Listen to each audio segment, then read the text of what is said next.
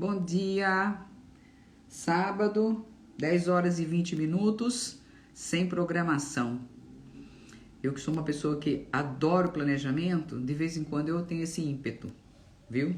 De entrar ao vivo sem programação. E hoje é sábado, né? Geralmente é um dia que eu gosto de fazer isso. E eu chamo esse tempo aqui de cara limpa, cara lavada. Por quê? Porque não é preparado. É um tempo que eu entro aqui para ver quem tá ao vivo aí, quiser entrar pra gente conversar nesse sábado. Eu não sei aí onde você tá, mas aqui tá frio, sábado frio. E eu, como tenho poucas camadas, eu sou bem friolenta. Então, eu tô com muito frio. Ainda esse lugarzinho que eu fico aqui trabalhando, que é o meu escritório, ele não favorece muito, sabe? Porque aqui nas minhas costas é aberto e entra um ventinho aqui. Oi, Janaína! Já tá recuperada? Ou é o Kleber? É o Kleber ou a Janaína que entrou? Já tá recuperado da live? Já tô preparando aqui coisas novas pra nós, pra nossos projetos futuros. Eu tô cheia de ânimo para os projetos futuros. Se você estiver aí fazendo nada, se bem que eu acho que mulher no sábado de manhã fazendo nada é meio complicado, né? Mas pode ser que você tá aí dentro do seu tempo livre aí, entrando na internet para dar aquela... Sabe aquela sapeada? Porque a gente dá uma sapeada, né? Uma borboleteada aí pela internet. Bom dia. Pra ver o que tá acontecendo nas redes. E aí, de repente, você se depara comigo. Poxa, Márcia, você nem avisou que você ia fazer live. Não, mas não aviso mesmo. Eu entro assim, de repentemente. Sabe o que é de repentemente? É assim, é pá! Do tipo, vou entrar e entro. E entrei. Eu sei que tem bastante gente aí que me segue, que tá online agora. E eu entro para fazer algumas reflexões, fazer um balanço da semana e dar oportunidade para as pessoas me fazerem perguntas. Como profissional do direito, eu vou arrumar o cabelo aqui, gente, porque às vezes a gente entra e eu sou assim mesmo, viu? Muito autêntica, tá? Então vocês não reparem. Como profissional do direito, às vezes as pessoas tendem a sentir vontade. Oi, Sabrina, minha fofa! As pessoas tendem a entrar, a ter dúvidas em respeito a alguns assuntos e às vezes elas têm dificuldade de falar com o advogado, né? E fazer perguntas, enfim, recuperada e pronta para seguir em frente. Muito bom, porque tem muito trabalho. Para quem trabalha comigo dentro das associações, eu trabalho com associações, né, gente? Então, eu sou acelerada. Eu boto todo mundo para correr. Às vezes as pessoas quando falam, ai Márcia, por favor, você me ajuda, elas não têm noção do que elas estão pedindo, porque eu vou acelerar todo mundo, eu vou botar todo mundo doido. Quando eu estabeleço uma meta, quando eu estabeleço um objetivo, gente, eu vou chegar lá de qualquer jeito. Então aí, custe o que custar, eu vou chegar nesse objetivo. Isso é uma coisa da minha personalidade, né? É uma obstinação positiva, sabe? E dificilmente eu falo de mim, mas hoje eu vou falar um pouquinho de mim para as pessoas me conhecerem melhor. Eu abordo sempre os assuntos a partir do meu conhecimento técnico, né? Mas eu tenho conhecimento em várias áreas, não só do direito como do terceiro setor, eu tenho conhecimento em outras áreas também, principalmente de relacionamentos humanos. Por quê? Muitos anos trabalhando com gente. E se tem uma coisa que eu me especializei, que não é o meu gabarito e nem é o meu ganha-pão e nem é o que eu exploro profissionalmente. Mas se tem uma coisa que eu aprendi, gente, é lidar com pessoas difíceis. Isso faz sentido para você? Se um dia vocês quiserem, eu faço uma live sobre isso. Márcia, mas que coisa estranha. Por que você aprendeu a lidar com pessoas difíceis? Bom, várias situações da minha vida me levaram para esse contexto de lidar com pessoas difíceis.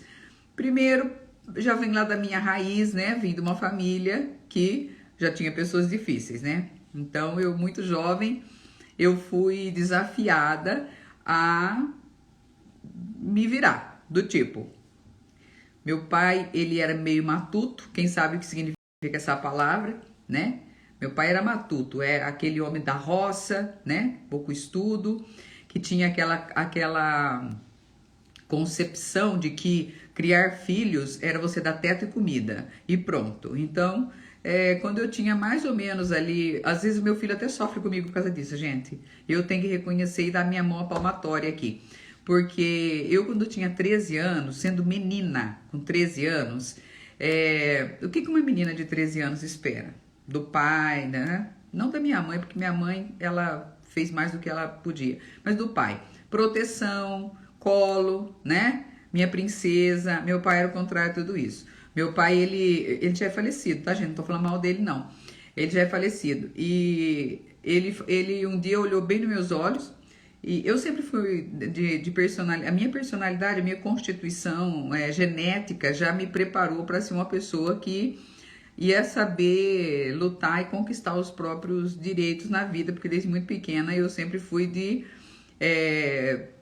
eu tenho um objetivo, eu vou conseguir, e se não me der eu vou arrancar, então meus pais já reconheceram isso logo quando eu era pequena, porque nós somos vários filhos. Oi, Aguimã, saudade de você, filho.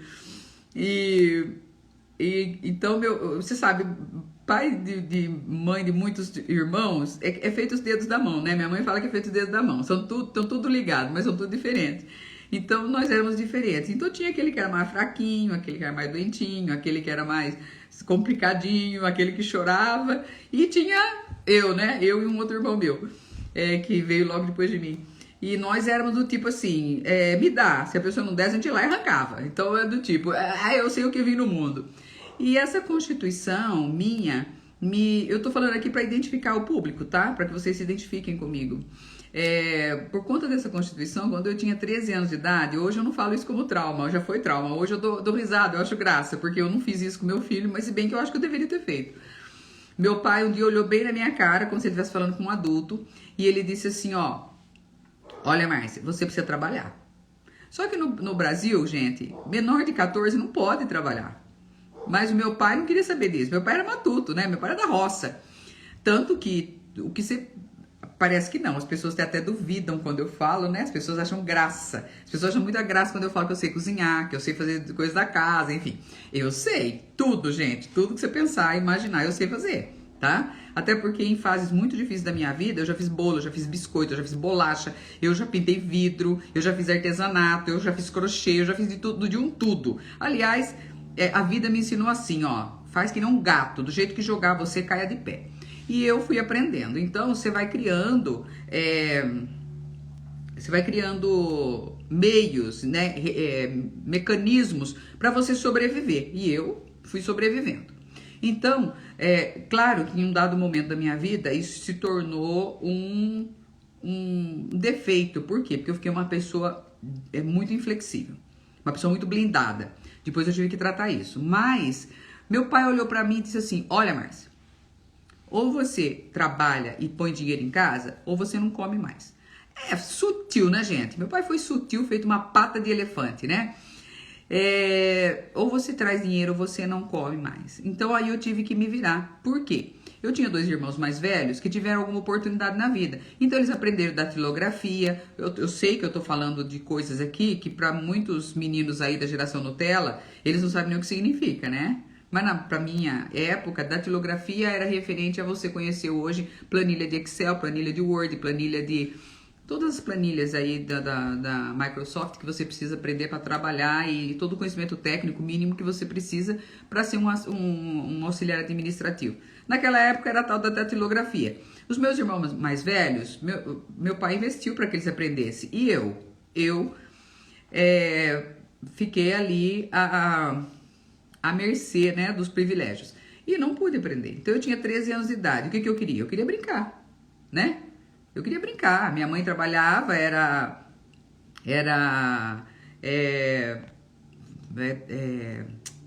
doméstica, trabalhava em cozinha e tal. Minha mãe sempre cozinhou muito bem, então minha mãe sempre trabalhou nisso. E eu ficava dentro de casa e eu tinha responsabilidades já com essa idade, né? Com 9 anos de idade eu já tinha responsabilidades. E aí eu tinha que me virar nos 30. Então, com 9 anos de idade, eu era responsável por ajudar a organizar a casa, eu era responsável por lavar louça, limpar a casa. Na época eu morava numa casa que a gente tinha que passar cera no chão, sabe? Aquelas casas de vermelhão. E minha mãe exigia que de sexta-feira fazia faxina, tinha que fazer faxina, lavar as paredes e encerar o chão de joelho. Então, eu com 9 anos eu já fazia tudo isso. Meu pai trabalhava em turno das 2 às 10 e das 10 às 6. Então, quando meu pai estava das 2 às 10, a responsabilidade de fazer a marmita do meu pai era minha, né? Eu tinha só 9 anos de idade. E aí, com 13, meu pai me disse, Márcia, vai trabalhar, senão você não vai comer. Olha que sutil, né? Não é uma coisa do tipo assim, vai trabalhar porque você precisa ajudar. Vai trabalhar, senão você não vai comer. Aí, eu que não sou filha de pai assustado, fui procurar um emprego. Arrumei um emprego. Arrumei um emprego, cheguei, não sabia datilografar. Me deram uma máquina de datilografia um dia antes e falaram, treina aí, porque amanhã você tem que fazer o teste. E eu cheguei lá e me perguntaram assim, eu tô contando a minha vida aqui para quem me acompanha, tá comigo? Porque às vezes pensa que eu nasci em berço esplêndido, né, gente? Pessoa fala, nossa, a Márcia, ela deve ter nascido em família rica. Ah, gente, vocês não sabem do terço à metade. Então, eu fui para fazer aquele teste para entrar a trabalhar ali. E a moça perguntou, você sabe datilografar? Eu falei, claro que eu sei. E comecei a catar milho na máquina. E ela disse, ai, pensa que me engana. Mas enfim, eu fiquei 8 meses trabalhando ali. E ali, gente, eu tive a primeira experiência de assédio moral dentro do trabalho. Por quê? Porque aquela moça me tratava muito mal. Ela me tratava muito, muito mal. Ela me humilhava. Bom, eu não vou nem citar o que ela falava aqui, porque eu acho que não é nem conveniente. Mas eu não sabia que aquilo era assédio moral, eu só tinha 13 anos. Então, mas eu fiquei, mesmo assim, eu fiquei 8 meses. E aprendi muita coisa lá. Então, foi um tempo muito ruim? Foi, porque eu fiquei com uma impressão muito ruim do primeiro emprego. Mas eu sou grato pelo que eu aprendi. Por quê? Porque eu aprendi na forja, tá? Você sabe, não sei se você sabe o que é forja. Quem já viu fazer uma faca, um facão, uma espada, sabe muito bem o que é uma forja. A pessoa pega um pedaço de metal que não tem forma nenhuma, coloca no fogo e bota numa bigorna lá e pega o martelo e bate até dar formato. Esquenta aquilo no máximo e depois coloca dentro do azeite frio para dar a têmpera. Eu fui forjada assim, eu fui forjada dessa forma. Eu não tive ninguém aqui na minha retaguarda dizendo vem aqui meu bem, vou te dar um abraço, vem aqui, eu vou te consolar. Não tive nada disso, gente. Era do tipo, vai dar seus pulos e resolve, né? Então os meus problemas eu mesmo resolvia e eu mesmo fui criando aí as minhas defesas e as minhas peripécias. Então muito do que eu tenho hoje, que eu uso dentro da minha profissão, inclusive como estratégia, eu aprendi com a vida, tá? Fui trabalhar, saí de lá, entrei num outro emprego. Mas como eu já tinha uma formação com uma constituição humana, não era profissional, porque eu ainda não tinha, eu era criança, né? Eu tinha o quê? 15, 16 anos, eu era adolescente, né? Bom, as fases da adolescência, infância, adolescência e... queimei todas as fases, né? Queimei todas. Não tive esse negócio de brincar, de ter brinquedo, muito pobre, né? A boneca que eu me lembro de ter é boneca de milho. As pessoas que têm algum contato com as coisas da roça sabem o que é uma boneca de milho, né? Elas têm uns cabelos maravilhosos. Minhas bonecas eram bonecas de milho. Eu não tinha boneca, né? O sonho da minha vida era ter. Então, uma infância muito, muito, muito privada de tudo, gente, de tudo. Eu criei dentro de mim uma estratégia de autodefesa que quando eu chegava num lugar onde tinha muitas coisas que eu poderia ter vontade de ter, eu simplesmente não olhava. Por quê? Porque eu falava assim, eu não vou nem olhar porque eu sei que isso não está ao meu alcance. Então, é uma coisa que eu não vou ter. Então, eu não vou nem olhar. Eu não vou nem sonhar com isso, porque é uma coisa que eu não vou ter, né? Não está dentro do meu alcance, não está dentro das posses dos meus pais. E como nós éramos vários irmãos, possibilidade, né, de eu vir a ter aquilo ali é impossível. Então eu via aquelas propagandas da Estrela na época, na televisão, e eu achava lindo aquelas bonecas que andavam, falavam, né, você punha chupeta, boneca, e eu ficava olhando, achando tudo lindo, mas eu nem me iludia do tipo, você vai ter, porque eu não achava que eu ia ter, nunca. E assim eu fui crescendo, eu fui evoluindo, fui subindo. E aí eu tive a oportunidade de trabalhar numa fábrica de joia, porque nós estamos aqui na cidade que eu moro, aqui é o polo da joia, né? E eu fui trabalhar lá, e ali eu aprendi muita coisa a respeito. Aliás, dentro de uma fábrica de joia, gente, eu sei fazer tudo, porque eu aprendi tudo lá, né? Então, assim, eu nunca perdi a oportunidade de aprender. Eu não passo fome, gente, nunca na vida. Sabe por quê? Porque eu aprendi de tudo. Todas as oportunidades que eu tive na vida, eu aprendi. E quando eu fui trabalhar naquela fábrica de joia, eu trabalhei acho que uns 5 meses lá e fui mandada embora. Por que eu fui mandada embora? Porque eles pediam que a gente fizesse hora extra, mas eu não tinha noção nenhuma do direito. Eles pediam que a gente fizesse hora extra, mas não queriam pagar. Então fazia o nosso horário terminava tipo 5 horas da tarde. Eles queriam que a gente ficasse até 7h30 da noite, fazendo hora extra, para dar conta da demanda, dos pedidos que eles tinham, mas não queria pagar a hora extra. Aí um dia eu questionei. Eu falei, mas como assim? Eles vão dar, eles serviam o lanche pra gente, né? Porque a gente tinha que ficar além do horário, e aí não podia, né? Então eles serviam o lanche. E porque eles serviam o lanche pra nós, eles achavam que precisava pagar a hora extra. Aí um dia eu questionei, mas eu devia ter o quê? Uns 16 anos de idade. Eu falei, gente, mas pera lá, isso aí tá errado. Por quê? Porque se a gente tá ficando além do horário, a gente tem direito a hora extra. E quando eu questionei, eles ficaram muito bravos e eles me chamaram. Eu já tinha essa sede de justiça que eu tenho hoje, com 16 anos, gente. Olha quanto tempo faz isso. E aí, eu cheguei nele, ele chegou em mim e falou assim, ó, a gente vai dispensar você. Eu falei, por que você vai me dispensar? O que eu fiz de errado? Se eu comecei fazendo um trabalho inferior e eu terminei, gente, sabendo banhar a joia e entregar a joia pronta, né, pra ser... Oi, Marisa. A joia pronta, eu sei fazer do processo inicial de uma joia, desde você soldar até você banhar uma joia, eu sei fazer. Eu sei fazer tudo. Eu falei, por que se eu entrei aqui não sabendo, tô sabendo, eu tô quase chefe desse departamento, e você vai me mandar embora? Ele disse assim, porque você tá inflamando as outras pessoas. Então você tá colocando coisa na cabeça delas, e elas vão começar a reivindicar direitos. E eles me deram um cala-boca, me mandaram embora. Eu falei, tá bom, então eu vou embora e fui. E fui galgando outros lugares. E fui trabalhar dentro de um sindicato. Nesse sindicato eu fiquei 4 anos. E eu entrei ali, foi ali que eu aprendi as primeiras referências que eu tenho a respeito do direito. Eu entrei num departamento, assim, do tipo auxiliar do auxiliar do auxiliar do auxiliar. Mas eu sempre gostei muito de fazer tudo com muita perfeição. Então, se as tarefas que são dadas para mim, elas precisam ser excelentes. E isso não é uma cobrança que eu faço para do tipo, ela é perfeccionista e ela é um defeito. Não. Tudo que eu faço, para quem quer que seja, ainda que seja uma coisa que não vai me render nenhum retorno financeiro, eu quero fazer com excelência. Tudo que eu faço, eu quero fazer com excelência. Quando eu faço crochê, eu faço até roupa de crochê. Se eu perceber que ficou um ponto faltando, eu desmancho a peça toda. Por quê? Porque tudo que eu faço, eu tenho como princípio que eu tenho que fazer com excelência. E ali naquele sindicato, eu procurei aprender e fazer tudo com excelência. E a primeira tarefa que foi dada para mim foi fazer registros em carteiras profissionais. Eu tinha que fazer o registro, eles trabalhavam com safra de cana, então quando chegava a temporada de cana, porque aqui no Brasil é muito comum isso por causa do açúcar, né? Tem a safra da cana que vai de junho a outubro. E aí tinha aquela leva de pessoas que eram contratadas para fazer o corte de cana e depois em outubro rescindiu o contrato. Então era um contrato por tempo determinado, só que tinha que registrar na carteira.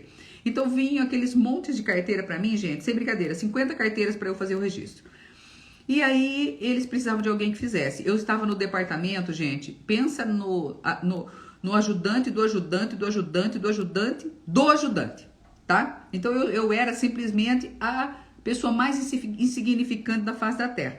Só que aí a chefe de departamento lá, ela disse assim, eu preciso de uma pessoa para me ajudar a fazer os registros, porque são muitos registros. Aí eles disseram, pega aquela incauta lá, aquela, né? E eu tava lá. Ela pegou, me deu as carteiras e falou, olha, não pode ter rasura, não pode ter erro, não pode apagar, não pode ter uma falha. Então eu peguei aquelas carteiras, cada carteira que eu peguei, eu registrei como se fosse única. Eu anotei como se fosse única, a melhor letra, a melhor escrita, prestando atenção em cada detalhe do nome, cada R, cada S, cada letra maiúscula, tudo. Eu prestei atenção máxima. Eu fiz um trabalho limpo. A caligrafia, eu usei uma caligrafia cursiva. Eu não escrevi com a letra que eu escrevo normalmente, porque a letra que eu escrevo normalmente só eu entendo. Mas não, eu fiz uma letra cursiva, aquele tipo de letra que a gente aprende na escola, quando entra na escola, no tipo caderno de caligrafia, porque precisava ser legível para quem pegasse. E eu fiz aquele trabalho, fiz todas as carteiras, as 50 carteiras que eu registrei com aquela precisão. E entreguei. Quando eu entreguei para ela e ela viu o resultado do meu trabalho, ela pediu que eu fosse trabalhar no departamento dela. Aí eu dei um salto de ajudante, de ajudante, de ajudante, de ajudante para departamento pessoal, que era um departamento que eu nunca tinha trabalhado, não sabia nada. E aí eu comecei a tomar consciência do conteúdo daquele departamento e comecei a perceber como era que funcionava. E aqui eu tô dando uma dica para quem quer aprender alguma coisa na vida. Você seja um bom observador. Por quê? A minha chefe, ela monopolizava o conhecimento. Por quê? Porque ela não gostava de concorrência e ela não queria que ninguém viesse a desestabilizar a posição que ela ocupava. Então ela não ensinava a tarefa, a função. Ela dava funções delegadas para que eu executasse, mas ela não chegava e falava, ó, Márcia, é assim que faz. Mas eu queria aprender. Por quê? Porque eu sempre tive na minha cabeça, se tiver um degrau, pode ter uma escada com 20 degraus. Se eu subir um, já tá valendo. Então, eu comecei a observar como ela fazia. Nós dividimos uma mesma sala, eu observava como ela falava com os clientes quando ela atendia, eu observava as coisas que ela instruía e eu comecei a tomar conhecimento. Muitas vezes eu sacrifiquei o meu horário de trabalho e eu pegava os rascunhos que ela jogava e eu punha na minha mesa e eu refazia os cálculos, invertia os cálculos. Então, eu tentava descobrir quais as porcentagens que ela usava para calcular guias e tudo mais. Porque para fazer uma folha de pagamento, hoje é tudo feito através de software e tal, mas na época era tudo à mão. E você tinha que saber as porcentagens para você fazer recolhimento de previdência social, para fazer recolhimento de fundo de garantia, para fazer desconto de imposto de renda. Você tinha que saber tudo isso, mas ela não falava como fazia. E eu tinha que descobrir sozinha. Então, o que eu fazia? Ela tinha o hábito de rascunhar tudo que ela fazia antes de lançar. Então, ela antes dela pôr na máquina e datilografar os documentos, ela rascunhava. O que eu fazia? Ela jogava o rascunho no lixo. Eu pegava o rascunho e eu pegava o cálculo que ela tinha feito, fazia o cálculo inverso para eu saber qual a porcentagem que ela tinha usado para chegar naquele valor. E aí eu fui anotando e eu fui aprendendo. Eu fui aprendendo. Num dado momento, ela engravidou e ela disse, olha, eu vou precisar me afastar por conta da gravidez. E eu vou ficar afastada, alguém precisa me suprimir aqui na minha função. E eu era a que estava ali do lado o tempo todo. Ela disse assim, eu vou precisar ensinar você para que você possa me substituir no período que eu estiver ausente. Eu falei para ela, não precisa me ensinar, eu já sei. Como eu aprendi, ela nunca descobriu, mas eu aprendi. Eu falei, não precisa me ensinar, eu já sei. Eu posso substituir você. E assim eu fiz. Substituí ela no período de gestação, ali no período de licença maternidade. Só que como ela teve o bebê, e você sabe, né? Mãe depois que tem bebê, dificilmente ela volta antes do bebê completar 6 meses. Porque amamenta, ela morava longe, tinha toda aquela coisa. Ela acabou pedindo demissão e eu substituí ela naquele cargo até que eu entrei na faculdade de Direito. Então foi assim que eu fui aprendendo. Eu nunca tive uma pessoa que fez uma live e falou assim, senta aí que eu vou ensinar você. Hoje nós colocamos aqui na live muitas informações que são preciosas e as pessoas às vezes ignoram. Por quê? Porque o que é de graça não tem valor. Você entendeu? Não estou falando do valor no sentido de valorizar. Eu estou falando, a pessoa despreza porque não tem preço. Se você falar assim, eu vou te cobrar, porque hoje se você abrir o Instagram aqui, eu não sei, mas eu tenho essa impressão que todo mundo aprendeu como que fica rico através da internet, porque todo mundo quer ensinar. E às vezes eu vejo que a pessoa que quer ensinar não sabe. Eu acho que eu sei mais que ela. Mas enfim, é propaganda, e você tem que ser muito seletivo, né? Quem sabe de fato são poucos. E eu, com base no conhecimento de vida, prático. Então, Márcia, quanto do que você sabe, você aprendeu porque você teve um mentor? Quase nada. Que sentou para te ensinar? Quase nada. Eu fiz estágio no direito,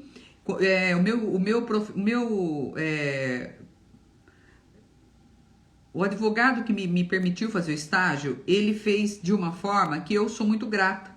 Porque ele sempre disse assim, ó, cada advogado tem a sua personalidade profissional. E eu não posso interferir na sua personalidade profissional. Então, quando ele me dava a oportunidade de peticionar ou fazer um documento para o juiz, ele corrigia se tivesse alguma falha no que diz respeito ao fundamento jurídico. Então, se o fundamento jurídico tivesse equivocado, por exemplo, eu estou fazendo uma ação de divórcio e eu coloco lá o artigo que fala de inventário, de herança. Ele falava, ó, Márcia, esse artigo está errado. Isso ele corrigia.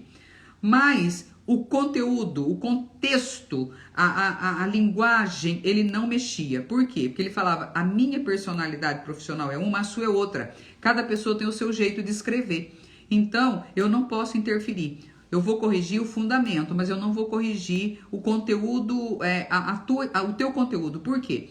Porque a tua escrita, ela precisa marcar de forma que qualquer colega seu, no futuro, que pegar um processo, a hora que ele lê a petição ou ele lê o documento, ele vai ter certeza que foi você que escreveu. Por quê? Porque a tua digital fica ali.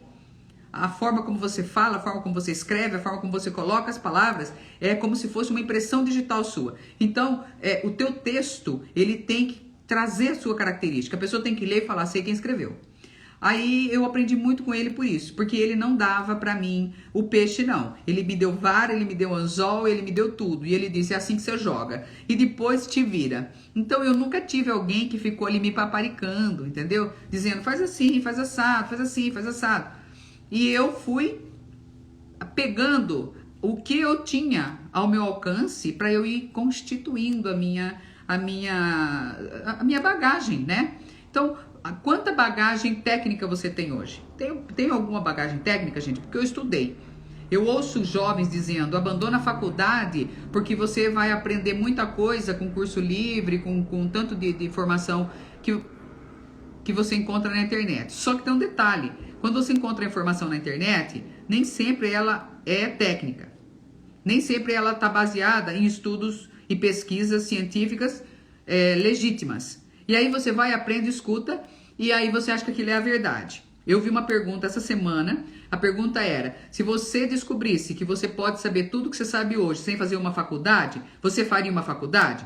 Eu não respondi lá porque eu não quis ser indelicada, mas faria como vou continuar fazendo, e vou continuar fazendo até morrer. Por quê? Porque a pessoa não vai conseguir um conteúdo técnico, científico, comprovado, feito por profissionais sérios, competentes, com profundidade, de graça, por gente curiosa, tá? Porque curioso na internet é o que mais tem. Se você quer aprender, tem que deixar de ser preguiçoso, se matricular, pagar o preço, porque quando você não paga um preço, e eu tô falando de dinheiro mesmo, você dificilmente valoriza, tá? Aí você entra na internet, você fala um tanto de coisa lá que você acha que é, mas quando alguém pergunta para você com profundidade, você não sabe responder, você passa vergonha. Então não faça isso. Só fale daquilo que você tem certeza. Márcia, quando você vem aqui falar de alguma coisa, você fala de alguma coisa que você acha? Não. Eu não falo do que eu acho, eu falo do que eu tenho certeza. Quando você publica alguma coisa, você publica alguma coisa que você acha? Não. Eu publico alguma coisa que eu já estudei, que eu já procurei, que eu já esgotei. Para cada processo que eu faço, gente, para cada petição de 5 laudas que eu monto, eu tenho que estudar no mínimo umas 30 horas. Mesmo que eu esteja falando de um assunto que eu já sei. Se eu vou fazer uma live de 1 hora, eu tenho que preparar conteúdo pelo menos de 3 horas.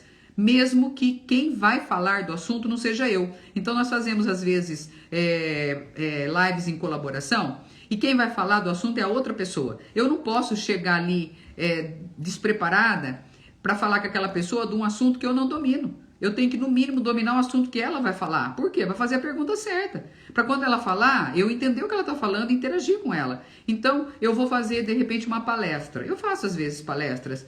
E se eu vou fazer uma palestra, para você falar 1 hora, Márcia, quanto conteúdo você tem que ter de conhecimento técnico para você poder fazer uma palestra? Uma palestra de 1 hora, 5 horas de conhecimento técnico, para você falar uma.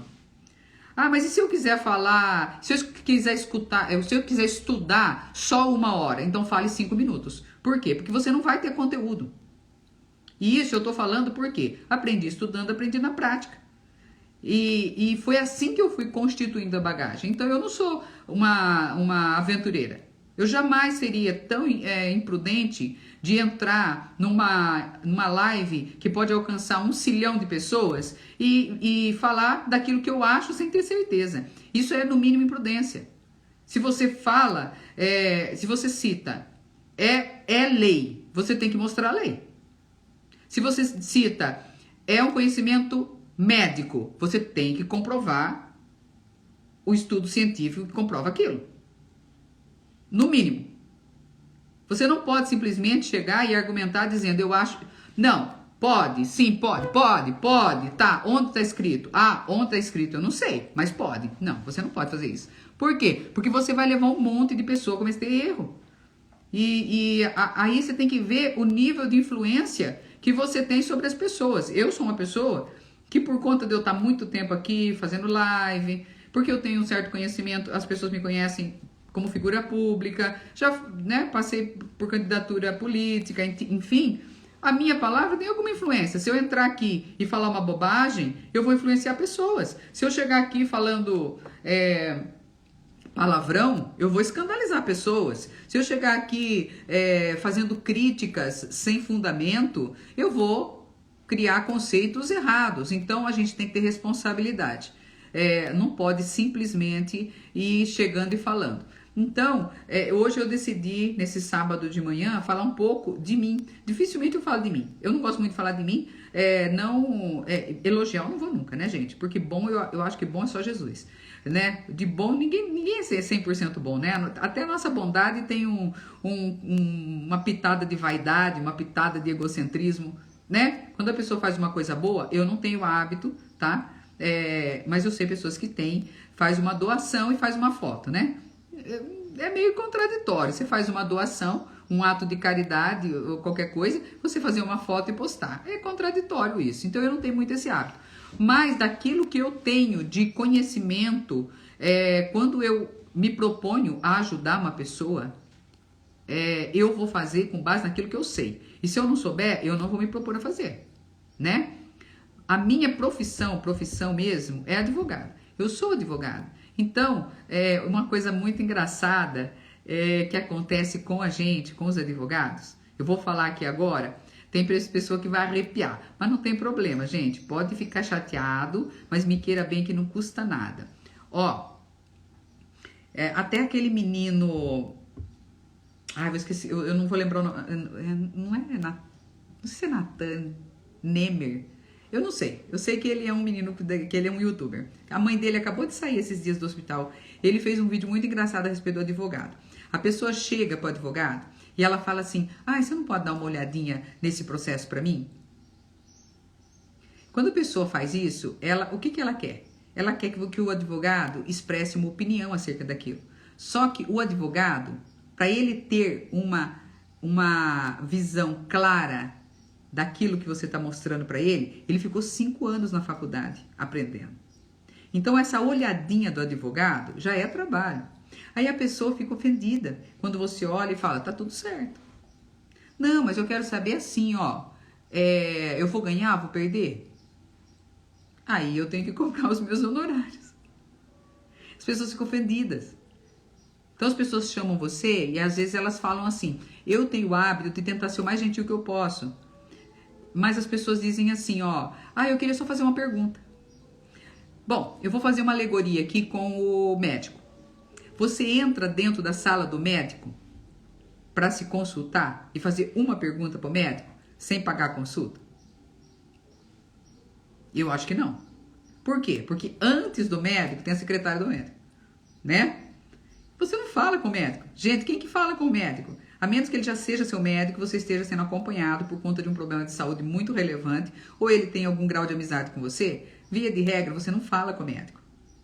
E se você for falar com o médico, ou você vai passar sua carteirinha lá do plano de saúde, ou você vai pagar a consulta. A mesma coisa o advogado. Se o advogado dá o contato dele para você, você pode falar com ele. Mas se você precisa de uma resposta técnica, o advogado cobra para dar a resposta. Ele não vai poder dar todas as coordenadas para você e mostrar para você o caminho e as estratégias simplesmente por simpatia. Então, no caso do terceiro setor, quando se trata de associações, eu tenho o hábito, sim, de ajudar as associações de forma gratuita. Eu faço isso. Eu ajudo as associações de forma gratuita. Mas eu sempre deixo a associação consciente do preço. Por quê? Porque a minha hora voluntária precisa ser lançada na contabilidade dela. Então, eles sempre sabem quanto custa o meu trabalho. Mas quando sai da esfera das associações especificamente, empresas, pessoas, processos pessoais, não tem como a pessoa falar, queria só te fazer uma pergunta. Por quê? Porque para fazer a pergunta, eu preciso te dar a resposta. E para te dar a resposta, você já vai entrar dentro do meu conhecimento técnico. Então, isso é uma coisa que eu estou falando aqui. Eu acho que meus amigos advogados vão assim, soltar fogos, né? De alegria por eu estar falando isso, porque muitas vezes eles não têm coragem ou eles não têm, sei lá, de falar. Alguns às vezes são ríspidos, não atendem a pessoa. Eu prefiro atender a pessoa e com graça, com gentileza, falar para ela, olha, isso é meu conhecimento técnico, para isso eu preciso cobrar, né? Outra coisa que acontece muito é as pessoas nos procurarem e dizerem assim, ó, mas eu fui no advogado A e o advogado A falou para mim que ele faz isso daí por um salário mínimo.